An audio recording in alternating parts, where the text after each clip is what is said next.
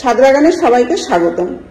তো বন্ধুরা, যাদের বাড়িতে একদমই রোদ্দুর আসে না তারা কি ধরনের গাছ করতে পারবেন, কারণ আমার কাছে এরকম কমেন্ট এসেছে যে দিদি বাড়িতে রোদ্দুর আসে না, তো আমরা কি কি গাছ করতে পারি। তো যে সমস্ত গাছে রোদ্দুরের প্রয়োজন হয় না সেই সমস্ত গাছ নিয়ে আজকে আলোচনা করব, যে গাছগুলো রোদ্দুর ছাড়াও খুব ভালো গ্রো করে। যদি ভালো আলো বাতাস আসে এরকম জায়গায় যদি আমরা রেখে দিতে পারি তাহলে কিন্তু গাছগুলো সত্যি খুব ভালো গ্রো করবে। এই গাছগুলোর রোদ্দুরের প্রয়োজন হয় না। দেখুন এখানে যে মানি প্লান্ট রয়েছে, আপনারা অনেকেই জানেন যে মানি প্লান্ট করতে রোদ্দুরের প্রয়োজন হয় না, শুধু ভালো আলো বাতাস আসে এরকম জায়গায় রাখলেই গাছগুলো ভালো গ্রো করে। এ যেমন ভালো জলে গ্রো করে তেমন কিন্তু মাটিতেও গ্রো করে। অ্যাগ্লোনিমা গাছ, এই প্রজাতির যে অ্যাগ্লোনিমা দেখছেন এও কিন্তু রোদ্দুর ছাড়াই হয়ে যায়। এগুলো সমস্ত গাছই ইনডোরের গাছ। তো আমরা ইনডোরে রাখবো, কিন্তু একদমই অন্ধকার জায়গায় রাখবো না। অন্ধকার জায়গায় রাখলে কিন্তু গাছ ভালো গ্রো করে না, একটা সময়তে নষ্ট হয়ে যায়, কারণ গাছকে বাঁচিয়ে রাখতে গেলে আলো বাতাসের প্রয়োজন আছে। এখানে দেখুন অ্যালোভেরা গাছ রয়েছে, স্নেক প্ল্যান্ট রয়েছে, আরও একটি প্রজাতির অ্যাগ্লোনিমা রয়েছে, লাকি ব্যাম্বু, তারপরে এখানে রয়েছে স্পাইডার প্ল্যান্ট। এই যে প্রজাতির স্পাইডার প্ল্যান্টের রোদ্দুরের প্রয়োজন হয় না। আরও যে দুটো স্পাইডার প্ল্যান্ট আছে আমার কাছে, আরও 2 রকম প্রজাতির, সেই গাছগুলোর কিন্তু একটু রোদ্দুরের প্রয়োজন হয়। তো আমি ওপর থেকে আবার একবার দেখাবো ভালো করে যে কোন কোন গাছগুলো আমি দেখাচ্ছি। শুধু এই গাছগুলোই আপনারা বাড়িতে এনে রাখুন, কারণ রোদ্দুর আসে না তো কি হয়েছে, ভালো আলোতেই যে গাছগুলো গ্রো করে সেই গাছগুলো নিয়েই আপনাদের সামনে আজকে এই ভিডিওটা করা। আর এখানে যে পার্পেল হার্টটা দেখছেন, এই পার্পেল হার্ট মাটিতে বসালে কিন্তু রোদ্দুরের প্রয়োজন আছে, তবে জলে রাখলে আপনারা ইনডোরেও রাখতে পারেন। এরকম আলো বাতাস আসে সেরকম জায়গায় রাখলেই কিন্তু ভালো গ্রো করে। এই গাছটা আমার জলে গ্রো করছে। ক্যালাথিয়া গাছেরও কোনো রোদ্দুরের প্রয়োজন হয় না, তবে এই গাছটা শীতকালে একটাও পাতা থাকবে না, শীতের পরে আবার নতুন করে পাতা ছাড়বে। সেই সময় কিন্তু ভুল করেও গাছ ফেলে দেবেন না। অনেকেই আমরা মনে করি যে গাছ বোধহয় নষ্ট হয়ে গেছে, কারণ একটি পাতাও থাকবে না, শুধু গোড়াটা পড়ে থাকবে। এখানে আরও একটি প্রজাতির অ্যাগ্লোনিমা রয়েছে, এই প্রজাতিও খুব ভালো ইনডোরে গ্রো করে। এখানে রয়েছে মার্বেল পোথোস। এদিকে যে রয়েছে এই দেখুন, এই যে প্রজাতির, এই প্রজাতিটাও কিন্তু ঘরে থেকেই গাছ বড় হয়ে যায়, কারণ এই প্রজাতি আমার কাছে এর আগেও দেখেছেন অন্য ভিডিওতে। আমার কাছে রয়েছে বারান্দায়, সারা বছর বারান্দাতেই থাকে, অথচ খুব ভালো গ্রো করছে, বড় হচ্ছে।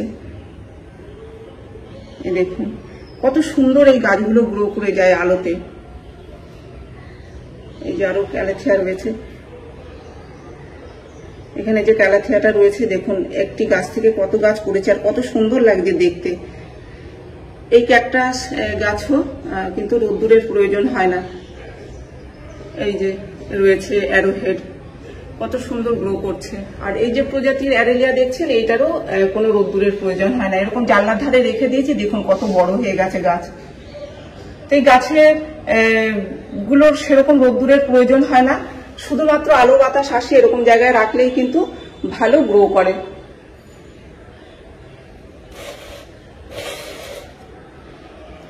কত ছোট জায়গাতেও হয়ে যায় গাছগুলো।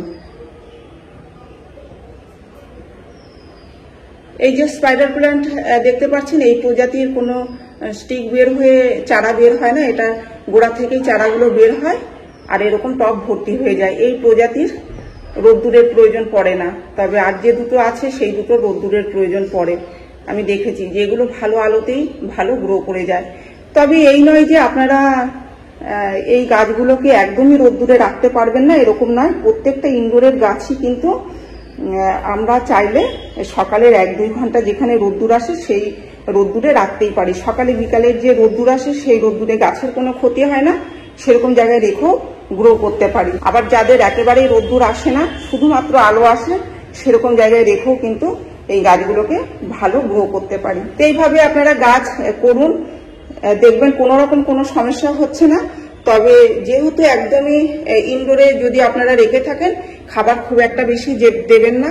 2 মাস 3 মাস পর পর খাবার দিয়ে যাবেন, যে কোনো জৈব তরল সার দিয়ে দেবেন গাছে, তাহলেই হবে। জল তখনই দেবেন যখন দেখবেন মাটি শুকিয়ে আসছে, কারণ ভিজে থাকলে কখনোই জল দেবেন না।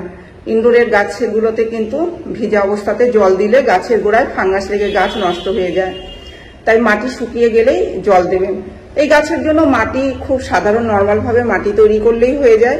যদি 2 ভাগ মাটি আমরা নিই, তার সাথে অর্ধেক ভাগ বালি, অর্ধেক ভাগ কোকোপিট, অর্ধেক ভাগ জৈব সার এই সমস্ত দিয়ে বসাবো, সাথে ফাঙ্গিসাইড পাউডার দেবো, দিয়ে মাটির মিশ্রণ তৈরি করে এই গাছগুলো বসাবো।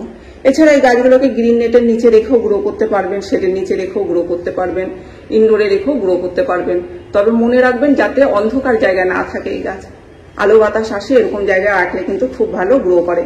কারণ আমি বারবার বলে দিচ্ছি যে গাছকে বাঁচিয়ে রাখতে গেলে একটু আলো বাতাসের প্রয়োজন পড়বে। তো এই ছিল আজকের ভিডিওটি আমি এখানেই শেষ করছি। যদি ভিডিও ভালো লেগে থাকে তাহলে একটি লাইক করবেন, কমেন্ট করে জানাবেন, আর চ্যানেলটিকে সাবস্ক্রাইব করবেন। আপনারা গাছ লাগান, ভালো থাকুন, সুস্থ থাকুন, দেখা হবে পরের ভিডিওতে।